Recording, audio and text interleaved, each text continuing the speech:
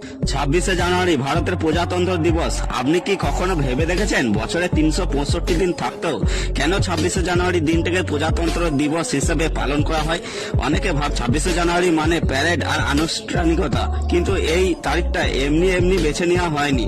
আসলে 1930 সালে এই দিনে ভারতবর্ষের ঘোষণা করা হয়েছিল পূর্ণ স্বরাজ, অর্থাৎ সম্পূর্ণ স্বাধীনতার অঙ্গীকার। স্বাধীনতা বহু বছর আগে থেকেই 26শে জানুয়ারি পালন করা হতো ভারতের স্বাধীনতা দিবস হিসেবে, কিন্তু ভারতের অর্জিত স্বাধীনতা আসে 1947 সালে 15ই আগস্ট। সুতরাং 26শে জানুয়ারি তো স্বাধীনতা দিবস রইল না। তাই 26শে জানুয়ারি দিনটাকে স্মরণ করে রাখার জন্য পালন করা হয়। পরাধীন ভারতবর্ষ থেকে আধুনিক গণতন্ত্র রূপান্তরিত হওয়ার দিন, অর্থাৎ প্রজাতন্ত্র দিবস হিসাবে 1947 সালে পরে যখন ভারত সংবিধান গ্রহণ করলো, তখন এই দিনটাই গ্রহণ করলো একটা পুরনো প্রতিশ্রুতিকে সম্মান জানাতে। আর প্রজাতন্ত্র দিবস শুধু উৎসব নয়, এটা স্বাধীনতা আর সংবিধানের মাঝে শক্ত সেতু।